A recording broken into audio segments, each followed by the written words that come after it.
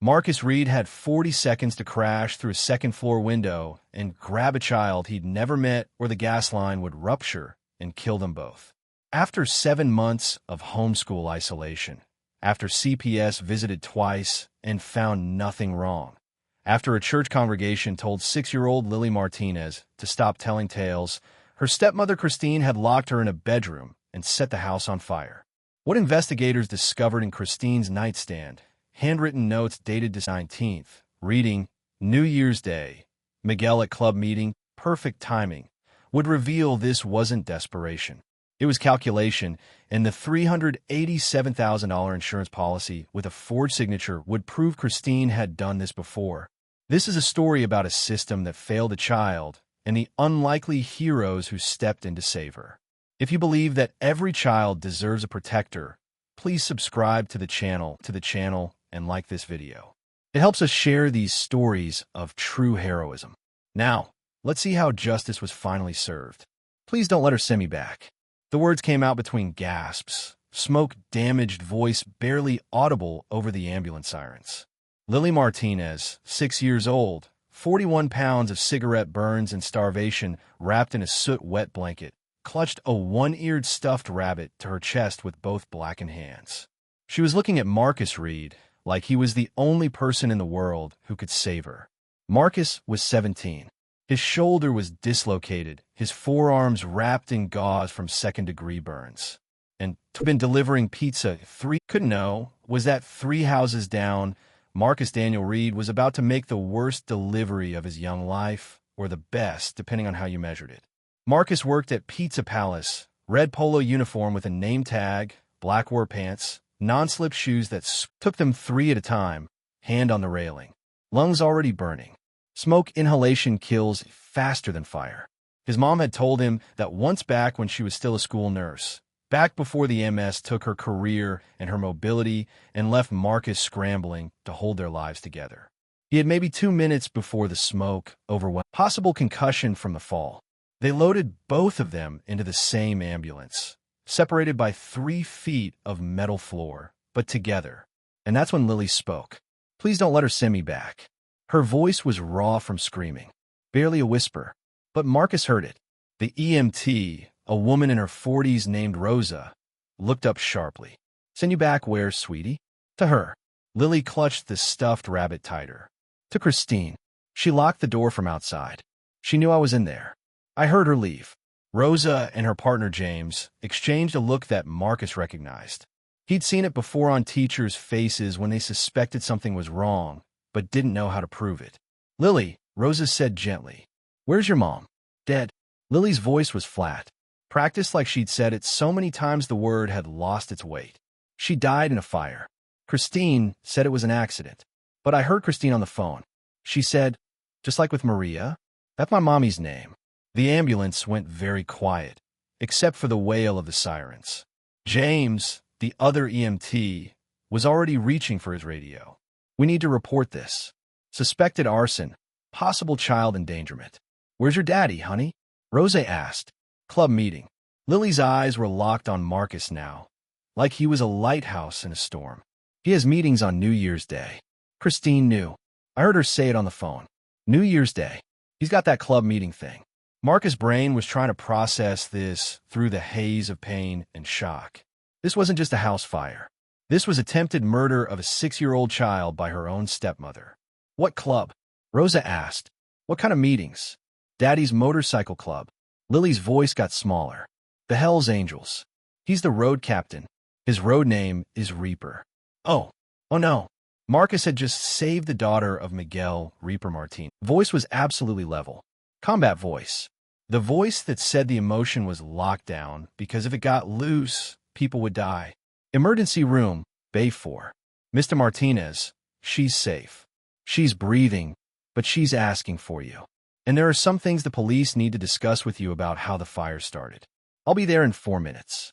Miguel hung up, looked at the men in the room, 12 brothers who'd ridden with him for years, who'd been there when his first wife, Maria, died, who'd watched him try to rebuild a life for Lily with Christine. Directly.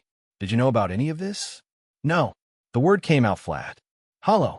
I work 60 hours a week. Automechanic. Christine homeschools Lily.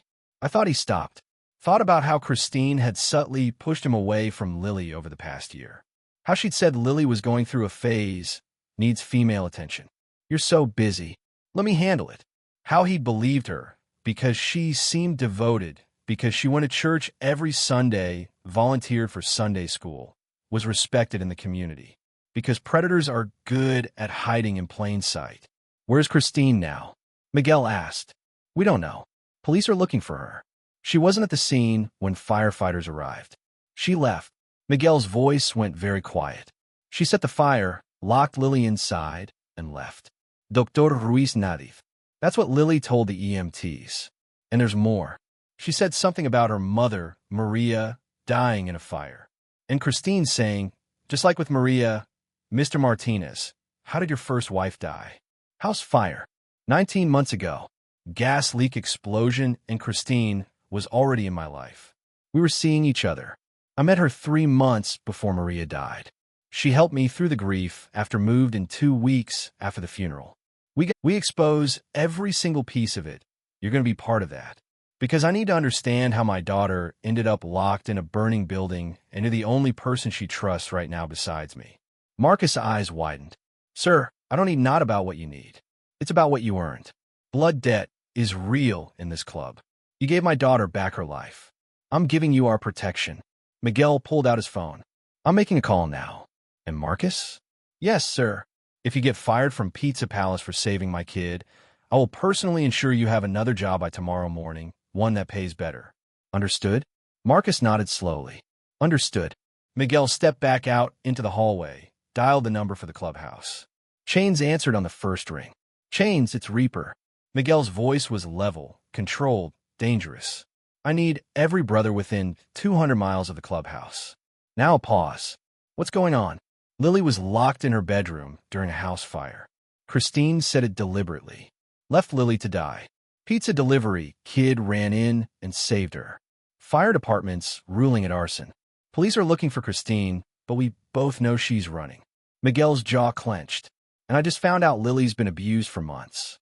Starved, burned, restrained while I was working 60-hour weeks, and Christine played devoted stepmom. Chains was silent for exactly 3 seconds. Then every brother 200 miles. How long do I have? Couple hours. I'm still at the hospital with Lily. They're interviewing her now. Police and CPS. But Chains, there's more. Lily overheard Christine on the phone talking about a $387,000 insurance policy. And Christine said, just like with Maria, your first wife, Maria, the gas leak fire. That's the one. I think Christine killed her too. I think this was the second attempt. And I think we need to build a case so airtight that Christine never sees daylight again. Say no more. We're coming. The line went dead. And that was it. No questions about proof or evidence. No concerns about legal complications. Just action. Because that's what Brotherhood meant. Within 30 minutes, phones across Central California were ringing. Text messages flying. Emergency call-outs going to every patch member. Every chapter within 200 miles. Modesto, Sacramento, Stockton, Bay Area chapters. By 9 p.m., 250 motorcycles would be staged at the Modesto Clubhouse, the largest coordinated mobilization in Central Valley history. But first, the police needed to hear Lily's story. Detective Sarah Chun, Modesto PD, 34 years old, sharp-eyed and patient, sat with Lily in a private room while a child advocate named Patricia Gomez took notes. Miguel stood in the corner, silent, letting his daughter speak. Lily, Detective Chun said gently, can you tell me what happened today? Lily clutched her stuffed rabbit. Mr. Hoppy, missing one ear worn from years of comfort. She looked at her daddy. He nodded. Christine locked me in my room. Lily said. Her voice was small but steady. She does it every day. She puts the bolt on from outside, and I have to stay there until she lets me out. Sometimes it's just a few hours. Sometimes it's all day and all night. How long has she been doing this? Since I stopped going to school. 7 months. Detective Chun and Patricia exchanged a look. Why did you stop going to school, sweetie? Christine said I was being homeschooled, but she doesn't teach me anything. She just locks me in the room and says I have to learn to be quiet. Does Christine hurt you? Patricia asked softly. Lily nodded, lifted her right hand, showed the circular burn on her palm. She burns me with cigarettes when I cry. She says crying is for babies and I need to grow up. Miguel's hands curled into fists, but he stayed silent. This was Lily's testimony. He couldn't interfere. Does she feed you? Detective Chin asked. Sometimes once a day, usually if I'm good. If I'm bad, she doesn't feed me for 2 or 3 days. She says food is for kids who deserve it. What else does Christine do? Lily's voice got quieter. She took Mr. Hoppy away for 2 whole weeks because I asked for water. She said stuffed animals are for spoiled brats. She gave him back after I stopped crying. Lily, Detective Chun leaned forward. Today, with the fire, can you tell me exactly what happened? Christine came into my room at lunchtime. She didn't bring food. She just looked at me and said, I'm sorry, but this is the only way. Then she left and locked the door. I heard her go downstairs. Then I smelled smoke. I tried to open the door, but it was locked. I screamed, but nobody came. The fire got bigger and I couldn't breathe. And then the pizza boy broke the window and we jumped out. Where was your daddy? Club meeting. Christine knew. I heard her on the phone 2 weeks ago. She was talking to a man. She said, New Year's Day. He's got that club meeting thing. Perfect timing.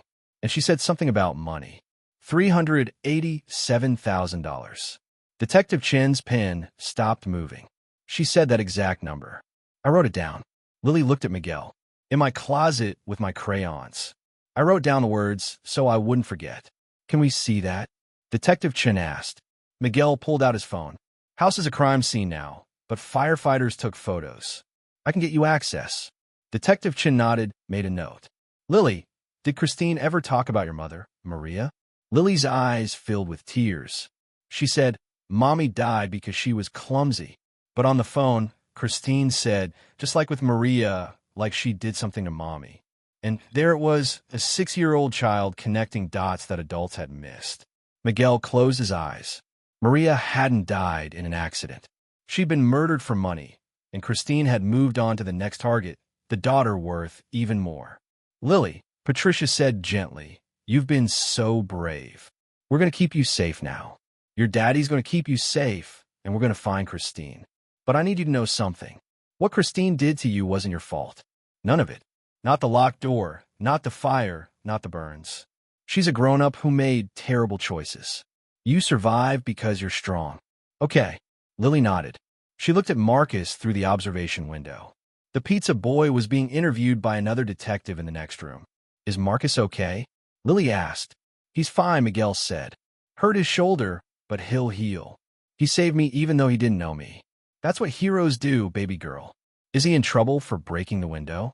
Despite everything, Miguel almost smiled. No, he's not in trouble. He's going to be just fine. At 8:47 p.m., the first wave of motorcycles rolled into the Modesto Hells Angels clubhouse parking lot. 47 local members. Then Sacramento chapter arrived. 62 bikes. Stockton 41. Bay Area scattered chapters. 37. 50 motorcycles total. 250 brothers. The rumble shook windows for 6 blocks.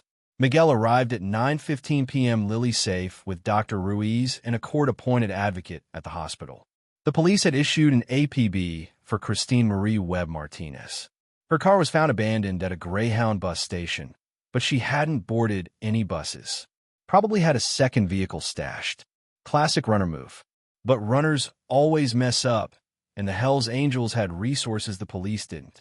Miguel walked into the clubhouse. 250 men turned to look at him. Some he'd known for 20 years. Some he'd never met.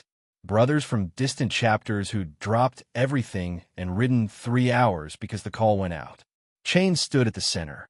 Older statesman, silver beard, reading glasses on a chain, former Marine who'd founded this chapter when half these guys were in diapers. Reaper, Chain said quietly. Tell us. Miguel told them. Every piece. The locked room, the starvation, the cigarette burns, the insurance policy, the overheard phone call, the fire. Christine's escape. The room went absolutely silent. Then Chain spoke. This isn't just about protecting Lily. This is about making sure Christine Webb Martinez never hurts another child. That means we build a case. We gather evidence. We work with the police, not against them. We do this right, so it sticks. He looked around the room. I want specialists. Hammer, you're ex-police detective. You handle law enforcement liaison. Doc, you coordinate medical testimony. Professor, you handle trauma counseling and victim advocacy. Bite digital forensics. Pull everything you can on Christine. Find her money trail. Find her communications. Find the insurance policy and Reaper. Miguel met his eyes. You stay with Lily. She needs her father. We'll handle the hunt. Miguel nodded once. Chains raised his voice. All in favor of full club mobilization to protect Lily Martinez and bring Christine Webb Martinez to justice. The room went quiet. 250 men, all wearing their cuts, all waiting. For a moment, nothing. Just the hum of the refrigerator and the distant sound of traffic outside. Then every single hand went up. Not a moment's hesitation. Not a single dissenting voice, men voting unanimously to help a 6-year-old girl they'd never met. Because that's what the word brother really means. Miguel looked at these men, these scary-looking, tattooed, leather-wearing men whose society told you to fear. And he felt something he hadn't felt in 19 months. Hope. Thank you, he said quietly. All of you for my daughter. Thank you. Chains nodded. We move at dawn. Hammer, coordinate with Modesto PD. Bite. Start pulling records tonight. Doc, I need you at the hospital tomorrow morning. Lily trusts you. Professor, same. Build rapport. He looked at Miguel. And we need the kid, Marcus Reed. The pizza boy. He's the only other witness to what happened in that house. We protect him too. Already done, Miguel said. Told him he's under club protection, blood debt. Good, because here's the thing. Chains looked around the room. Christine Webb Martinez thinks she's smart. Thinks she can kill 2 people, steal $387,000, and disappear. She doesn't know that pissing off 250 Hell's Angels is the worst mistake of her life. We're going to find her. We're going to expose every crime she's ever committed. And we're going to make sure Lily Martinez grows up safe, healthy, and surrounded by people who actually protect children. Let's get to work. And just like that, the largest biker mobilization in Central Valley history began. Not with violence, not with chaos, with precision, with purpose. With a 6-year-old girl's safety as the mission, dawn broke over Modesto at 6:34 a.m. on January 2nd, 2025. The temperature had dropped to 44 degrees overnight. Frost crystallized on parked cars. The city was quiet, post-holiday stillness. Most people sleeping off New Year celebrations. And then the rumble started. Low at first, distant like thunder rolling in from 3 directions at once. Then it grew deeper, louder. A sound that vibrated in your chest cavity that set off car alarms that made windows rattle in their frames. 250 Harley-Davidson motorcycles converging on Stanislaus County Sheriff's Office 250 E, Hackett Road. Now you might be thinking 250 Hell's Angels roaring up to a police station means confrontation, means territory dispute, means the kind of chaos that makes headlines and ends with arrests. That's the story you expected, isn't it? Maybe 20 years ago, that's exactly what would have happened. Bikers versus badges, old grudges, mutual distrust. But Chains hadn't built a brotherhood on rage. He'd built it on precision. The formation pulled in disciplined rows, tight, smooth, practiced from years of riding together in funeral processions, charity runs, memorial rides. They rolled in like a military convoy, leather jackets bearing the same insignia. Hell's Angels death head, California bottom rocker, chrome gleaming in the early light. Faces set with purpose. They parked in perfect formation in the public lot across from the sheriff's office. Engines cutting off in waves synchronized until only silence remained. The sudden quiet after all that noise felt heavy, expectant. 250 men standing beside their bikes, not moving, not shouting, simply present. A wall of leather and ink and control power. Sheriff's deputies were already outside, hands near their belts. Uncertain. You didn't get this many bikers showing up at a police station unless something big was happening. Then Chains walked forward alone, hands visible, empty, no threat behind him. Hammer, the ex-detective Miguel, Doc Professor by Chains, stopped 10 feet from the nervous deputies and spoke. Calm, clear. We're here to assist with the Christine Webb Martinez investigation. arson, attempted murder of a minor, insurance fraud. We have evidence to submit and witnesses to interview. We're not here for trouble. We're here for justice.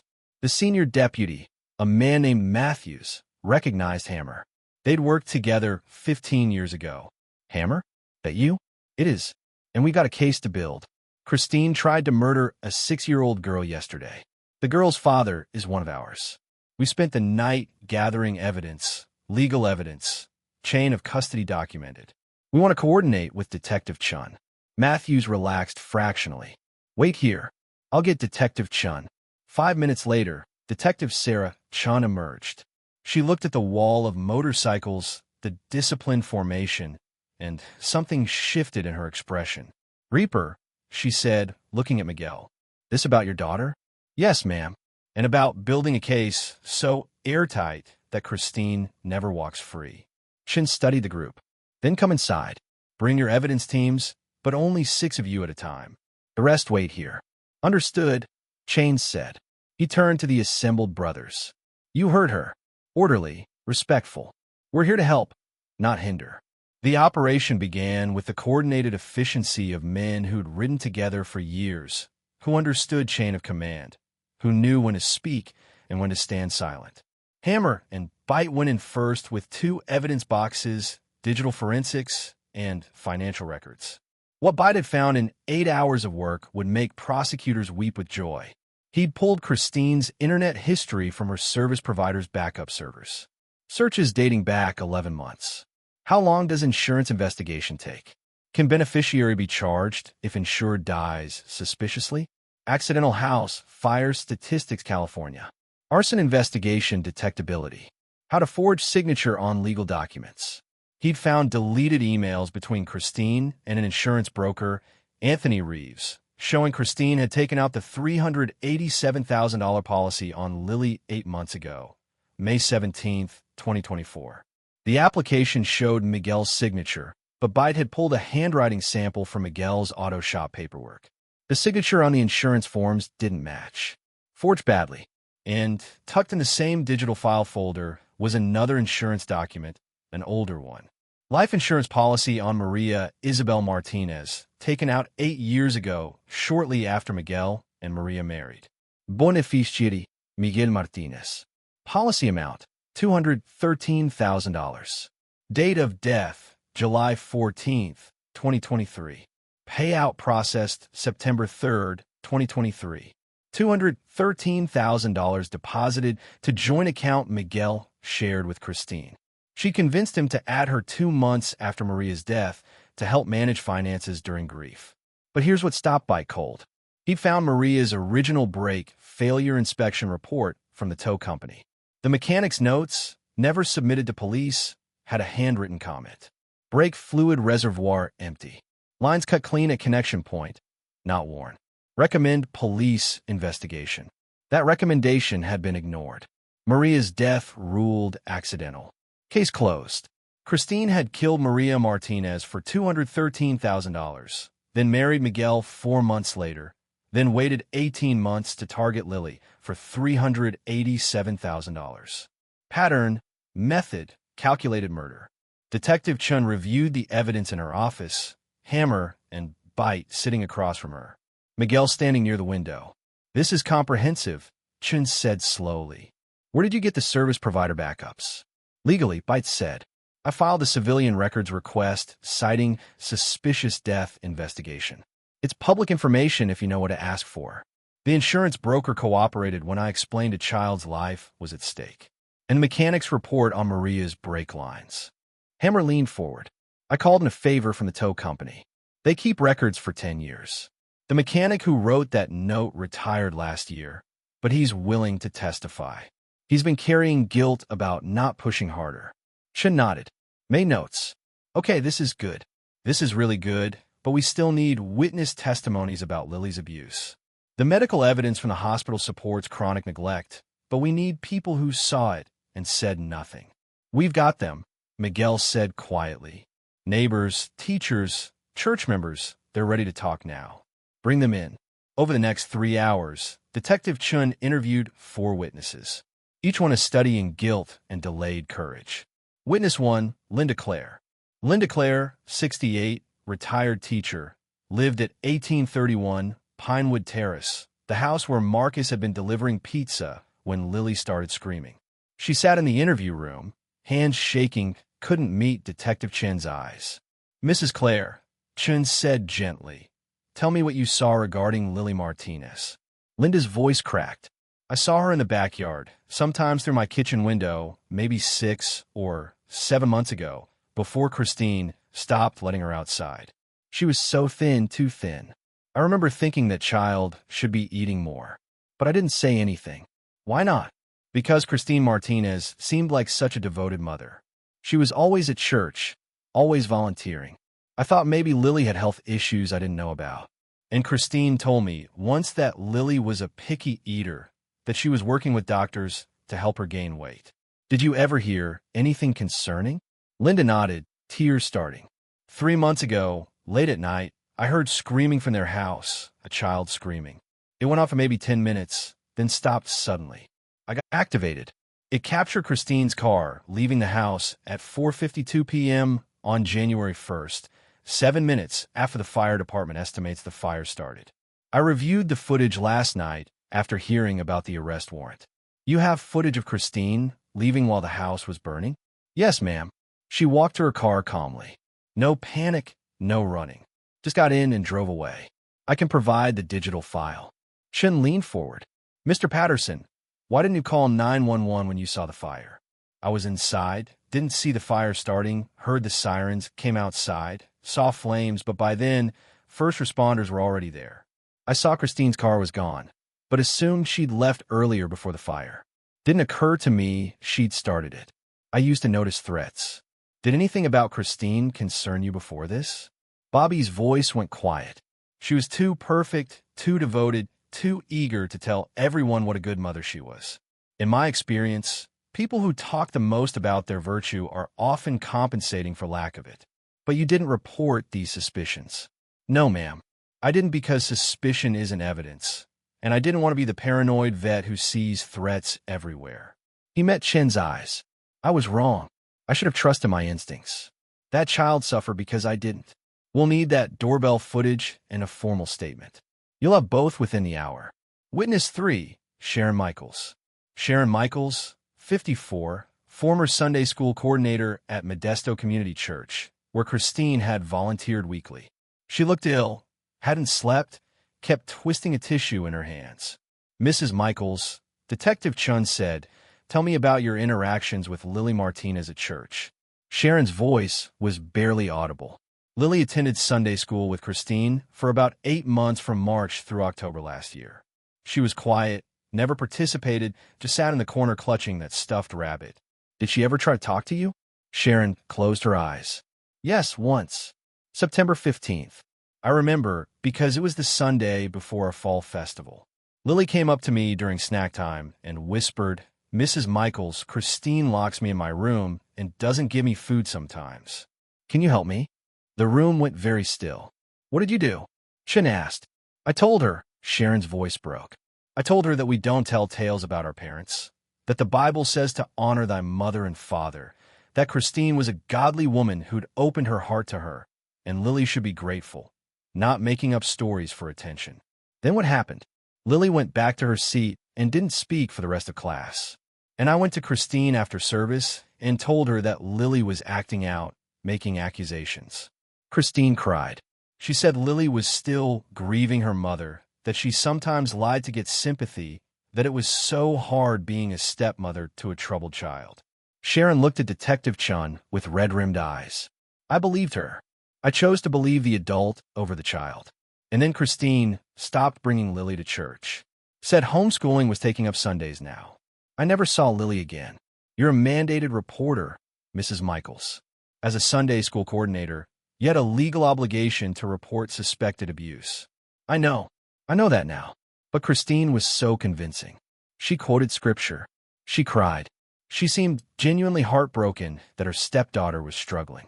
And I wanted to believe her because believing Lily meant I'd have to do something uncomfortable.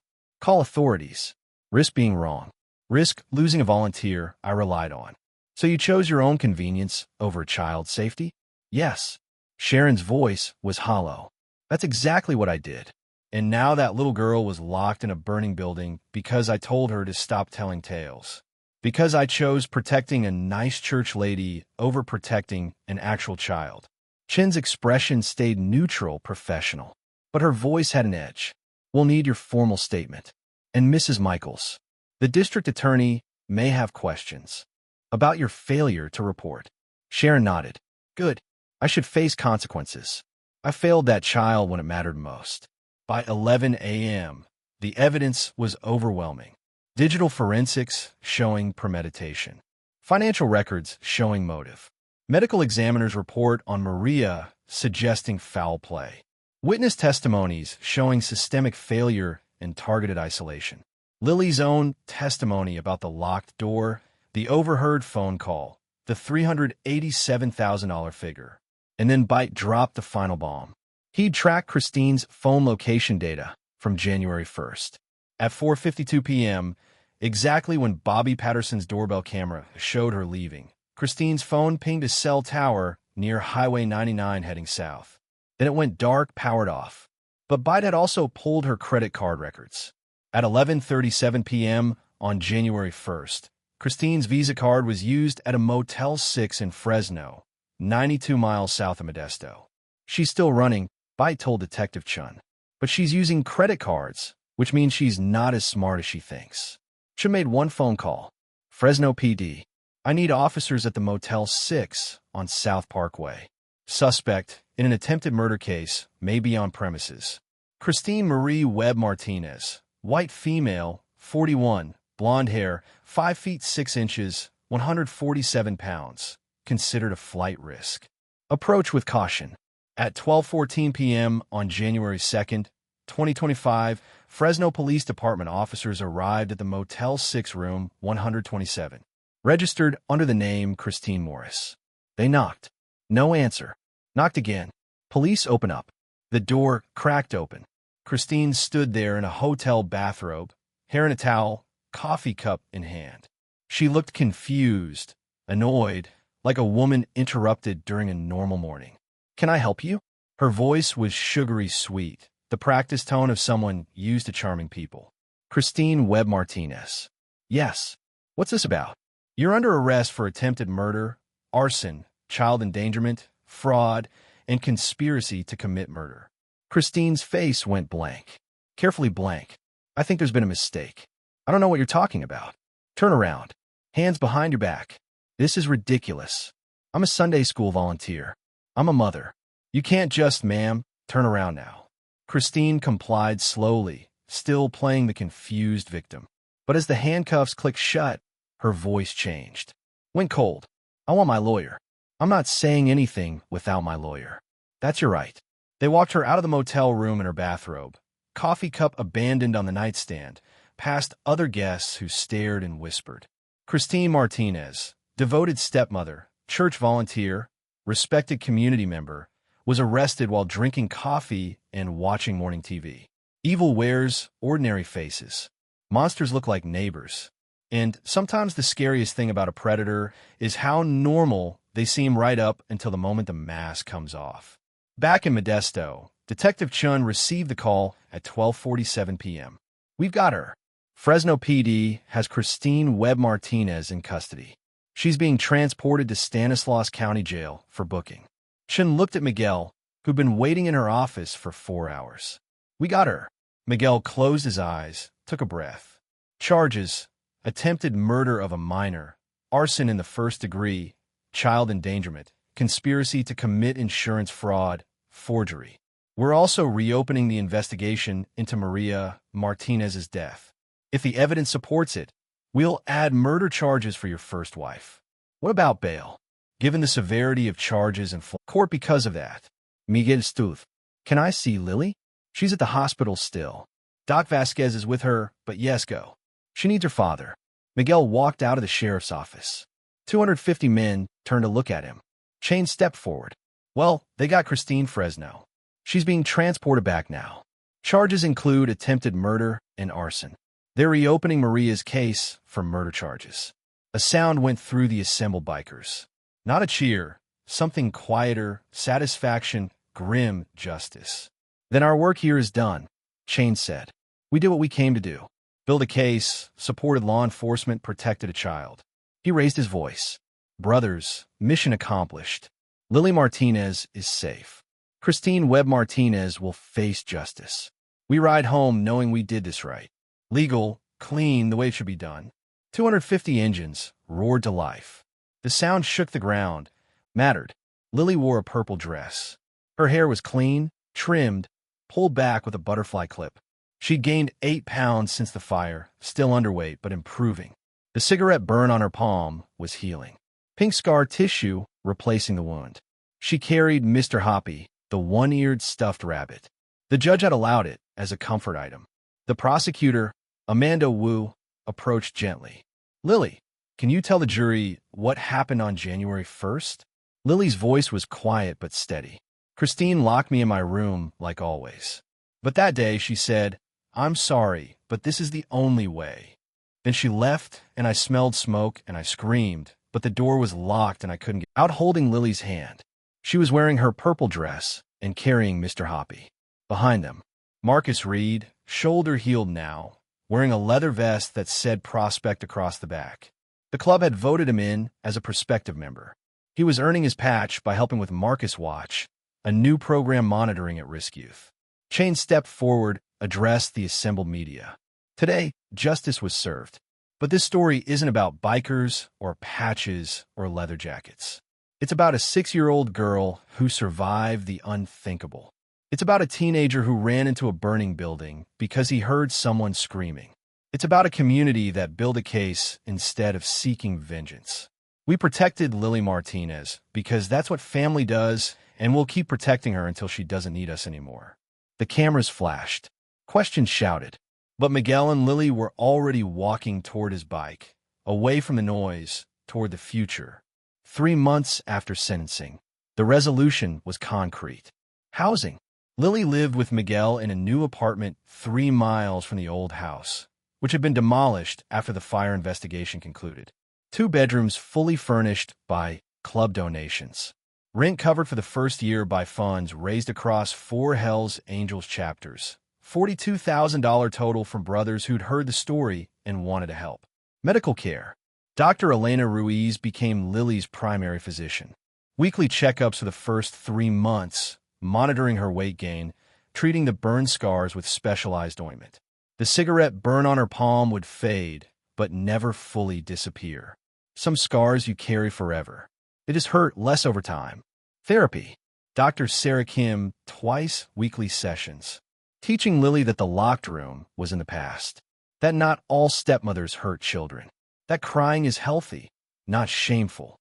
That her daddy loved her, had always loved her, and the lies Christine told were just that, lies. Legal protection. Restraining order filed. Christine wouldn't be eligible for parole until Lily was 18 anyway, but the order would extend beyond that. No contact, no letters, no third-party communication. Lily would never have to see Christine, only the beginning. 6 months after Christine's sentencing, Lily Martinez turned 7 years old. The Modesto Hells Angels clubhouse was decorated with purple streamers, her favorite color now, chosen deliberately because Christine had forbidden her from wearing anything but pink. Balloons tied to every chair. A cake shaped like a butterfly. Chocolate with vanilla frosting sitting on a table, surrounded by presents. Grape. Paramedics said she'd saved that baby's life. Miguel framed the commendation letter, hung it in Lily's room next to her school pictures and art projects and the photograph from her 7th birthday with 250 people who loved her. Marcus became a full patch member at 21, earned his road name, Ember, because he'd walked into fire and come out carrying hope. He worked as a volunteer firefighter, helped with youth outreach, visited schools to talk about making the split-second choice to help instead of film. But this story isn't really about statistics or programs or policy changes. It's about what happens when one person decides to act instead of watch. When someone runs towards screaming instead of away. When courage looks like a teenage kid choosing right over easy. And it's about what happens when the people society fears most turn out to be the gentlest protectors.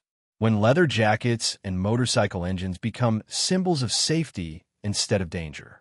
When a brotherhood built on loyalty proves that family isn't about blood. It's about who shows up when you're drowning. If you've ever felt invisible, know this. You're not. Someone sees you. Maybe not yet. Maybe not today. But there are people in this world who will fight for you the moment you come into focus. Who will mobilize 250 strong. Who will stand between you and harm. Who will give you their vest when you're vulnerable and their protection when you're hunted. There are lilies everywhere. Children falling through cracks. Kids being abused behind closed doors. People suffering while the world walks past. And most of the time, we don't see them because it's easier to look away. Because getting involved is messy and complicated and might require sacrificing comfort for courage. But here's the truth. You don't need 250 motorcycles to change someone's story. You just need to pay attention. To listen when a child hesitates. To notice when someone's losing weight they can't afford to lose. To question the stories that seem too perfect, the explanations that feel rehearsed. To ask the uncomfortable questions. To call a hotline when something feels wrong. To believe the person who's trembling while telling you something impossible.